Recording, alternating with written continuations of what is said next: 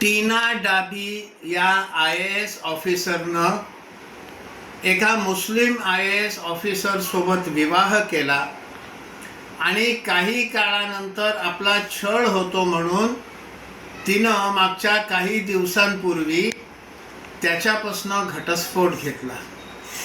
या टीना डाबी सोबत एकाच बॅचमधली अनन्या दास हिने सुद्धा मेरा अब्दुल ऐसा नहीं या उक्तीप्रमाणे अब्दुल अख्तर या IAS ऑफिसरशी विवाह केला आणि आता तिनं त्याच्यासोबत छळ होतो म्हणून घटस्फोट घेतलेला आहे.